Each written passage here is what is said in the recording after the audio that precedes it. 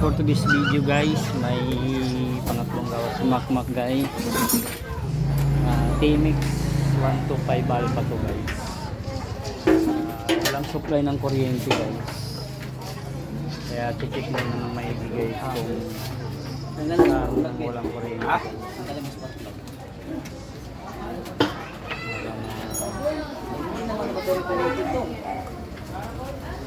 Ito nag-stock nyo?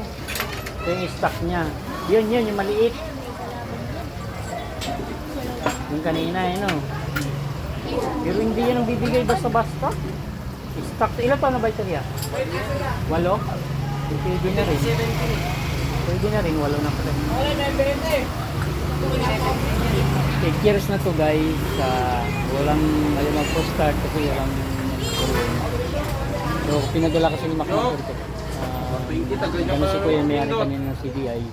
So sabi ni Macmac baka kasi magkamali. Mas lalong malaki ang damage na. Kaya pinadala nito guys. Taga-pair na to guys si Kuya. May customer kami sa pair na dalawa. Babae kong bayata yun.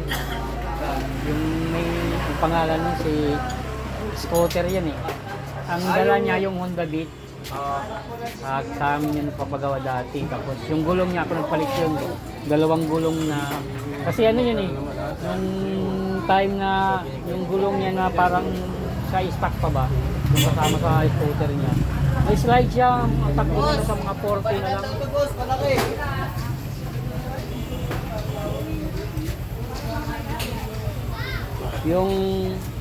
Yung gulong niya ako nagpalit nung kasi ano yun eh, nadulas.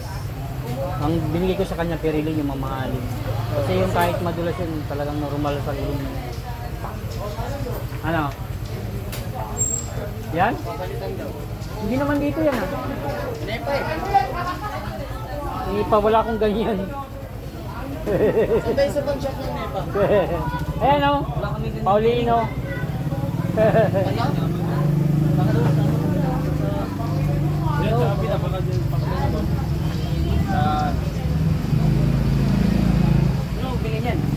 Tapos yung isang Honda Beat lalaki rin mayari. Nakalimutan ko ng pangalan niya. Si Juan yun? Babila? Palin siya ng pangilid. Yung meron pa pala isa. Yung susi niya ata nawala. Sa Cavite umuwi naman siya. Ate, si ito naman yun. Parang ismas yung motor niya yung pangatlo namin customer. Kinuha namin yung motor niya nag-lock. Nagpalit kami ng susi nun. Kasi uwi pa siya ng Cavite.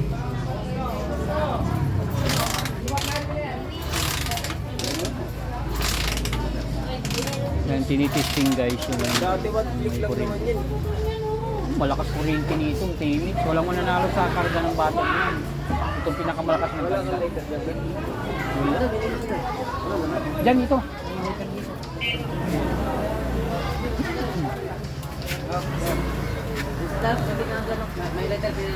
Check na ni Macmac to guys na maayos para malalaman talaga kung saan yung problema nito guys. Pictures naman din tumaring ano na lang. Bukas ko na ito yan, upload.